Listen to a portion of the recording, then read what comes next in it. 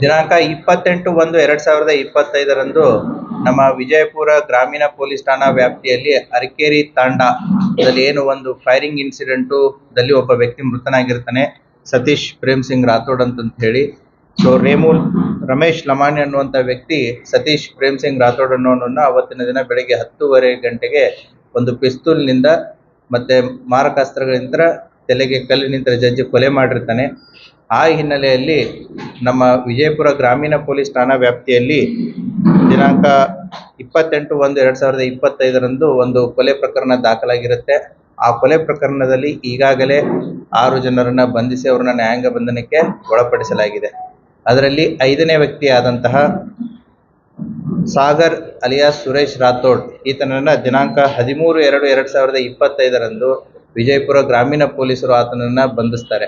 ಆತನನ್ನ ಬಂಧಿಸಿ ಆತನನ್ನ ವಿಚಾರಣೆಗೊಳಪಡಿಸಿದಾಗ ಈ ಕೊಲೆ ಕೇಸಲ್ಲಿ ಈತನೇ ಅಕ್ರಮವಾದಂತಹ ಕಂಟ್ರಿ ಮೇಡ್ ಪಿಸ್ತೂಲನ್ನು ಮಧ್ಯಪ್ರದೇಶದಿಂದ ತರಿಸಿಬಿಟ್ಟು ಈ ರಮೇಶ್ ಲಮಾನಿಗೆ ಪೂರೈಕೆ ಮಾಡಿರ್ತಾನೆ. ಆ ಹಿನ್ನೆಲೆಯನ್ನೇ ಅವನನ್ನು ತೀವ್ರವಾಗಿ ವಿಚಾರಣೆಗೊಳಪಡಿಸಿದಾಗ ನಮ್ಗೆ ಕಂಡು ಬರುತ್ತೆ, ಇವನು ರಮೇಶ್ ಲಮಾನಿಗೆ ಅಷ್ಟೇ ಅಲ್ಲದೆ ವಿಜಯಪುರ ಜಿಲ್ಲೆಯ ವಿವಿಧ ಪೊಲೀಸ್ ಠಾಣಾ ವ್ಯಾಪ್ತಿಗಳಲ್ಲಿ ಬೇರೆ ಬೇರೆ ವ್ಯಕ್ತಿಗಳಿಗೂ ಕೂಡ ಮಧ್ಯಪ್ರದೇಶದಿಂದ ಅಕ್ರಮವಾದಂತಹ ಕಂಟ್ರಿ ಮೇಡ್ ಪಿಸ್ತೂಲ್ಗಳನ್ನು ಸರಬರಾಜು ಮಾಡಿರೋದು ನಮ್ಮ ಬೆಳಕಿಗೆ ಕಂಡು ಬರುತ್ತೆ. ಆ ಹಿನ್ನೆಲೆಯಲ್ಲಿ DSP ಗ್ರಾಮೀಣ ಮತ್ತು ಇನ್ಸ್ಪೆಕ್ಟರ್ ಗ್ರಾಮೀಣ ಗಿರಿಮಲ್ಲಪ್ಪ ಮತ್ತು ನಮ್ಮ ಜಾನರ್ ಇವರು ತಂಡಗಳನ್ನು ಫಾರ್ಮ್ ಮಾಡಲಾಗುತ್ತೆ.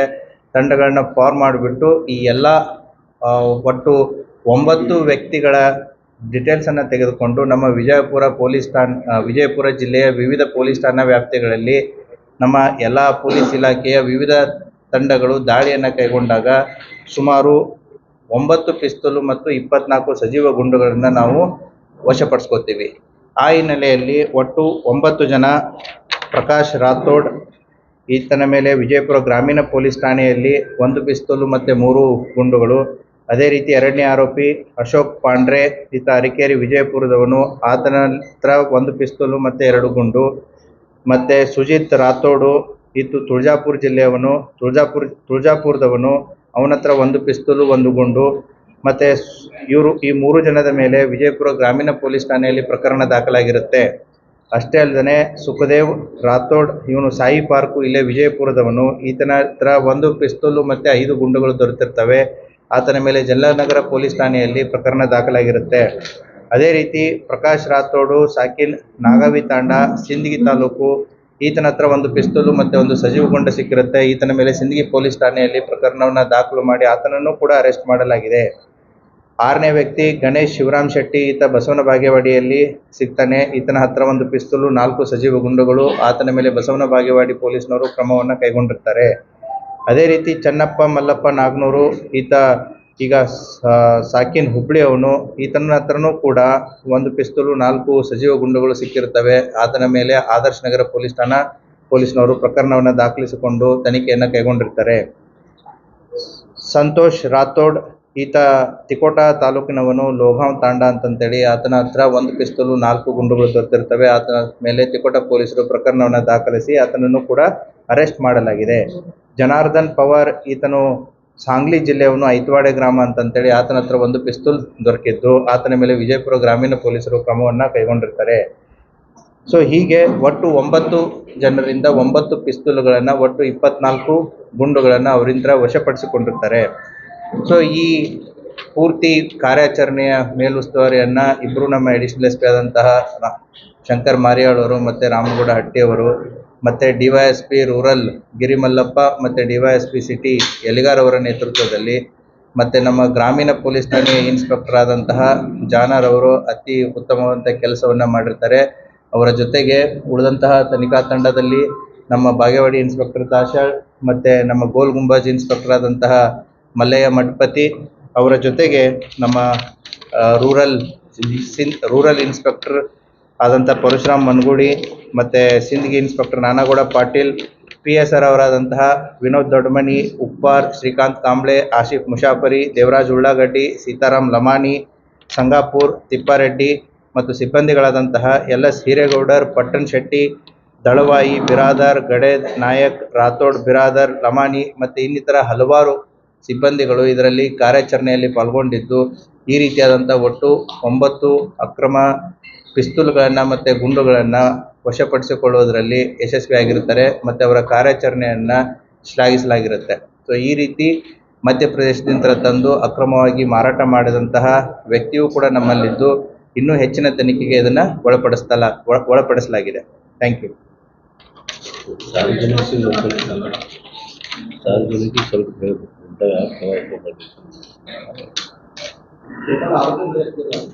ಒಟ್ಟು 9 ಜನ ಆರೋಪಿ ಇತ್ತು. ಇವರು 50,000 1 ಲಕ್ಷಕ್ಕೆ ಇದನ್ನ ಆತ ಮಾರ್ತಾ ಇರ್ತಾನೆ. ಮಧ್ಯಪ್ರದೇಶದಿಂದ ತಂದು ಇವ್ರ ಹತ್ರ ಕೊಡ್ತಾ ಇರ್ತಾನೆ. ಈ ಹಲವಾರು ಜನ ನಮ್ಮ ಜಿಲ್ಲೆಯಲ್ಲಿ ಈ ರೀತಿಯಾಗಿ ಈ ಅಕ್ರಮ ಪಿಸ್ತೂಲ್ಗಳನ್ನು ಇಟ್ಟುಕೊಂಡು ಅದನ್ನು ಅಕ್ರಮ ಗುಂಡುಗಳನ್ನ ಇಟ್ಟುಕೊಂಡಿರ್ತಾರೆ. ಈಗ ಅರಕೇರಿ ತಾಂಡ ಘಟನೆಯನ್ನು ನೀವು ನೋಡಿದ್ರಿ. ಅದರಲ್ಲಿ ಯಾವ ರೀತಿಯಾದಂತಹ ಮಿಸ್ಯೂಸ್ ಆಯಿತು, ಒಬ್ಬ ವ್ಯಕ್ತಿಯ ಸಾವಿಗೆ ಕೂಡ ಇದು ಕಾರಣ ಆಯಿತು. ಸೊ ಅದೇ ರೀತಿ ಜಿಲ್ಲೆಯಲ್ಲಿ ಯಾರಾದರೂ ಈ ರೀತಿಯಾದಂಥ ಅಕ್ರಮ ಶಸ್ತ್ರಾಸ್ತ್ರಗಳಾಗಿರ್ಬೋದು ಅಥವಾ ಅಕ್ರಮವಾಗಿ ಇದನ್ನು ಆಗಿರ್ಬೋದು, ಅವರ ಬಗ್ಗೆ ಎಲ್ಲ ಮಾಹಿತಿಯನ್ನು ಕಲೆ ಹಾಕಿ ಪೊಲೀಸ್ ಇಲಾಖೆ ಅವರ ವಿರುದ್ಧ ಕಾರ್ಯಾಚರಣೆಯನ್ನು ಕೈಗೊಳ್ಳಲಾಗ್ತಾ ಇದೆ. ಇಲ್ಲಿವರೆಗೆ ಇಂಡಿ ಭಾಗದಲ್ಲಿ ಈ ಭಾಗದಲ್ಲಿ ಬಂದು ಸರ್ವಸಾಮಾನ್ಯ ಆಗಿತ್ತು. ಬಸವನ ಬಾಗೇವಾಡಿಯವರಿಗೆ ಅಲ್ಲಿ ಬಹಳ ರೇರ್ ಆಗಿತ್ತು. ಅಲ್ಲಿವರೆಗೆ ಸ್ಪ್ರೆಡ್ ಆಗಿತ್ತು ಅಂದ್ರೆ ಅದಕ್ಕೆ ಅಲ್ವಾ ನಾವು ಪೊಲೀಸ್ ಇಲಾಖೆ ಇದನ್ನ ಯಾಕಂದ್ರೆ ಅಪರಾಧಿಗಳಿಗೆ ಯಾವುದೇ ರೀತಿಯಾದಂಥ ಲಿಮಿಟ್ಸ್ ಇಲ್ಲಲ್ವ. ಸೊ ಅಪರಾಧಿಗಳಿಗೆ ಲಿಮಿಟ್ಸ್ ಇರಲ್ಲ. ಸೊ ಅಲ್ಲಿ ಸಿಕ್ಕಂಥ ಬಸವನ ಬಾಗೇವಾಡಿಯಲ್ಲಿ ಸಿಕ್ಕಂಥ ಒಬ್ಬ ವ್ಯಕ್ತಿ ಆತ ಬಾರ್ ಆ್ಯಂಡ್ ರೆಸ್ಟೋರೆಂಟನ್ನು ನಡೆಸ್ತಾ ಇದ್ದಾನೆ. ಸೊ ಆತನ ಮೇಲೂ ಇನ್ನೂ ಹೆಚ್ಚಿನ ಕಾರ್ಯಾಚರಣೆಯನ್ನು ಕೈಗೊಳ್ತಾ ಇದೆ. ಸೊ ಅಪರಾಧಿಗಳಿಗೆ ಯಾವುದೇ ರೀತಿಯಂಥ ಒಂದು ನಿರ್ದಿಷ್ಟ ಸ್ಥಳ ಇಲ್ಲ. ಸೊ ಹಾಗಾಗಿ ನಾವು ಒಂದೇ ನಿರ್ದಿಷ್ಟ ಸ್ಥಳಕ್ಕೆ ಸೀಮಿತ ಮಾಡೋಕ್ಕಾಗಲ್ಲ. ಎಲ್ಲೇ ಕೂಡ ಅಪರಾಧಿಗಳು ಕಂಡು ಬಂದರೂ ಕೂಡ ಅವರ ಮೇಲೆ ತಕ್ಕವಾದಂಥ ಕ್ರಮವನ್ನು ನಾವು ಕೈಗೊಳ್ತೀವಿ.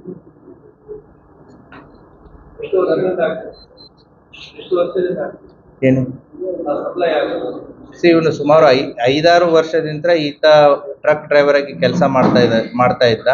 ಸೊ ಆ ಸಂದರ್ಭದಲ್ಲಿ ಈತನಿಗೆ ಮಧ್ಯಪ್ರದೇಶದ ವ್ಯಕ್ತಿಯ ಜೊತೆಗೆ ಸಂಪರ್ಕ ಬಂದಾಗ ಸುಮಾರು 5-6 ವರ್ಷಗಳಿಂದ ಈ ಕೆಲಸವನ್ನು ಮಾಡಿದ್ದಾನೆ. ಸೊ ಇನ್ನೂ ಹೆಚ್ಚಿನ ತನಿಖೆಗೆ ಆತನನ್ನು ಒಳಪಡಿಸ್ತಾ ಇದ್ದೀವಿ. As of now so far ಇನ್ವೆಸ್ಟಿಗೇಷನ್ದಲ್ಲಿ ಕಂಡು ಬಂದಿದ್ದು ಮಾಡಿದ್ದೀವಿ. ಇನ್ನೂ ಕೂಡ ಹೆಚ್ಚಿನ ತನಿಖೆ ನಡೀತಾ ಇದೆ.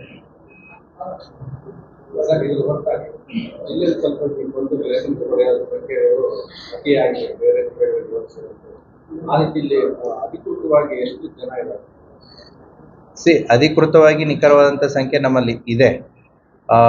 ಯಾಕೆ ಜಾಸ್ತಿ ಇರುತ್ತೆ ಅಂತಂದರೆ ಕೃಷಿ ಪ್ರಧಾನವಾದಂಥ ಜಿಲ್ಲೆ ಇದ್ದಾಗ ಅಲ್ಲಿ ಹೆಚ್ಚಿರುತ್ತೆ. ಉದಾಹರಣೆಗೆ ಚಿಕ್ಕಮಂಗ್ಳೂರು ತಗೊಳ್ಳಿ, ಮಡಿಕೇರಿ ತಗೊಳ್ಳಿ, ಶಿವಮೊಗ್ಗ ತಗೊಳ್ಳಿ, ಎಲ್ಲಿ ಕೃಷಿ ಪ್ರಧಾನ ವ್ಯವಸ್ಥೆ ಇರುತ್ತೆ, ಕಾಡು ಪ್ರಾಣಿಗಳಿರ್ತವೆ. ಸೊ ಕೃಷಿ ವ್ಯವಸಾಯವನ್ನು ನಂಬಿಕೊಂಡು ಕೆಲಸ ಮಾಡ್ತಾ ಇರೋರು ಫಾರ್ಮ್ ಹೌಸ್ಗಳಲ್ಲಿ ಜಾಸ್ತಿ ಇರ್ತಾರೆ. ಅವರ ಹೊಲ ಮನೆ ಎಲ್ಲಿರುತ್ತೆ ಅಲ್ಲೇ ಮನೆಗಳನ್ನ ಕಟ್ಕೊಂಡಿರ್ತಾರೆ. ಸೊ ಈ ಬಾರ್ಡರ್ ಏರಿಯಾಸ್ಗಳಿರ್ತವೆ. ಆ ಸಂದರ್ಭದಲ್ಲಿ ಈ ಆತ್ಮರಕ್ಷಣೆ ಆಗಿರ್ಬೋದು ಅಥವಾ ಕೃಷಿಗೋಸ್ಕರ ಆಗಿರ್ಬೋದು, ಕೃಷಿಯೇತರ ಈ ಕೃಷಿ ಚಟುವಟಿಕೆಗಳು ಏನು ಮಾಡ್ತಾ ಇರ್ತಾರೆ, ರೈತರು ಇಟ್ಕೊಳ್ಳೋದು ಒಂದು, ಪ್ರಾಣಿಗಳ ಹತ್ರ ಏನೋ ಬೆಳೆಗಳನ್ನು ಕಾಪಾಡೋದಕ್ಕೋಸ್ಕರ ಆಗಿರ್ಬೋದು ಇಟ್ಕೊಂಡಿರ್ತಾರೆ. ಲೈಸೆನ್ಸ್ ಯಾರು ತೊಗೊಂಡಿದ್ದಾರೆ ಅವ್ರದ್ದು ಸರ್ಟಿಫೈಡ್ ಟ್ರೈನಿಂಗ್ ಆಗಿರಬೇಕು, ಲೈಸೆನ್ಸ್ ಇರಬೇಕು. ಯಾವಾಗ ಲೈಸೆನ್ಸ್ ಮುಗಿಯುತ್ತೆ ಅದನ್ನು ವೆಲ್ ಇನ್ ಅಡ್ವಾನ್ಸ್ ರಿನ್ಯೂವಲ್ ಮಾಡ್ಕೋಬೇಕಾಗತ್ತೆ.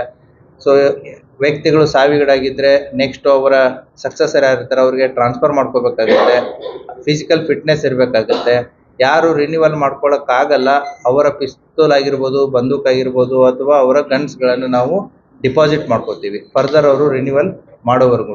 ಅದೇ ರೀತಿ ಈ ಮುಖಾಂತರ ಜಿಲ್ಲೆಯಲ್ಲಿದ್ದಂಥ ಎಲ್ಲ ಏನು ಲೈಸೆನ್ಸ್ ಹೋಲ್ಡರ್ಸ್ಗಳಿಗೆ ಯಾರು ವೆಪನ್ಸ್ಗಳನ್ನ ಇಟ್ಕೊಂಡಿದ್ದಾರೆ, ಈಗಾಗಲೇ ತಮಗೆ ಗೊತ್ತಿದೆ, ಲೈಸೆನ್ಸ್ ಹೋಲ್ಡರ್ಸ್ಗಳು ಯಾರ್ದು ಲೈಸೆನ್ಸ್ ಮುಗಿಯೋಕ್ಕೆ ಬಂದಿದೆ ಅದನ್ನು ಆದಷ್ಟು ಬೇಗ ರಿನ್ಯೂವಲ್ ಮಾಡಿಸ್ಕೊಳ್ಳಿ.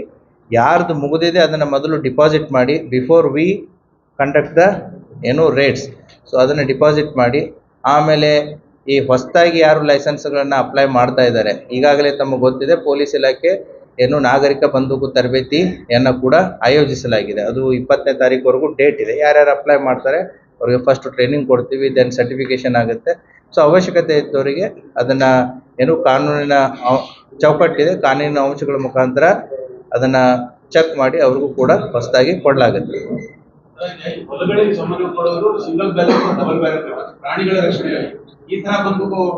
ಇದು ಅಕ್ರಮ ಅಲ್ವಾ? ದಿಸ್ ಇಸ್ ಅಕ್ರಮ. ಈಗ ನೀವೇನ್ ನೋಡ್ತಾ ಇದ್ದೀರಲ್ಲ, ಇದು ಅಕ್ರಮವಾದಂತೂ, ಇಲ್ಲಿಗಲ್ ಆಗಿ ಬಂದಿರೋದು, ಇಲ್ಲಿಗಲ್ ಆಗಿ ತಂದಿರೋದು. ಸೆಲ್ಫ್ ಡಿಫೆನ್ಸ್ ಆಗಿ ಕೊಡೋದು ಡಬಲ್ ಬ್ಯಾರಲ್ ಕೊಡೋದಲ್ಲ. ಇಲ್ಲ ಸೆಲ್ಫ್ ಡಿಫೆನ್ಸ್ಗೆ ಬೇರೆ ಇರುತ್ತೆ, ಪ್ರಾಣಿಗಳಿಂದ ರಕ್ಷಣೆಗೆ ಬೇರೆ ಇರುತ್ತೆ. So depending upon the requirement, ಅದು ಯಾವ ವೆರೈಟಿ ಬೇಕಾಗುತ್ತೆ ಅದನ್ನ ಕೊಡಲಾಗುತ್ತೆ. ಸೋ ಫಾರ್ ಇನ್ ಅವರ್ ಇನ್ವೆಸ್ಟಿಗೇಷನ್ದಲ್ಲಿ ದುರ್ಬಳಕೆ ಮಾಡ್ಕೊಂಡಿರೋದು ಕಂಡು ಬಂದಿಲ್ಲ. ಇಟ್ಕೊಳ್ಳೋದೇ ಅಪರಾಧ ಒಂದು. ದುರ್ಬಳಕೆ ಆಗೋವರೆಗೂ ನಾವು ಕಾಯಕ್ಕಾಗಲ್ಲ. ಯಾಕೆ ಅಂತಂತಂದ್ರೆ ಇಟ್ಕೊಳ್ಳೋದೇ ತಪ್ಪು. ಈಗ ಉದಾಹರಣೆಗೆ ನೀವು ಅರಕೇರಿ ತಾಂಡದಲ್ಲಿ ಆಗಿರೋದು ಅದೇ. ಏನು ಆ ಮರ್ಡರ್ ಕೇಸಲ್ಲಿ ಯೂಸ್ ಆಗಿರೋದು ವೆಪನ್ನು ಅಕ್ರಮವಾದಂತಹ ಕಂಟ್ರಿ ಮೇಡ್ ಪಿಸ್ತೂಲೇ ಇರೋದು. ಸೊ ಆದ್ದರಿಂದ ಜನರಿಗೆ ನಿಮ್ಮ ಮುಖಾಂತರ ಹೇಳೋದೇನು ಅಂತಂತಂದ್ರೆ, ಈ ರೀತಿಯಾಗಿ ಇಟ್ಕೊಳ್ಳೋದು ಕಾನೂನು ಬಾಹಿರ, ಕಾನೂನಿಗೆ ವಿರೋಧ, ಮತ್ತೆ ಅವರ ಮಾಹಿತಿಗಳನ್ನು ಕೂಡ ಕಲೆ ಆಗ್ತಾ ಇದೆ. ಪೊಲೀಸ್ ಇಲಾಖೆ ಅವ್ರ ಮೇಲೂ ಕೂಡ ಆದಷ್ಟು ಬೇಗ ಅವ್ರ ಮೇಲೂ ಕೂಡ ಕ್ರಮವನ್ನ ಕೈಗೊಳ್ಳಲಾಗ್ತದೆ. ಸರೆಂಡರ್ ಮಾಡಬಹುದು, ಅಕ್ರಮವಾಗಿದ್ದ ಸರೆಂಡರ್ ಮಾಡಬಹುದು. Thank you. ಥ್ಯಾಂಕ್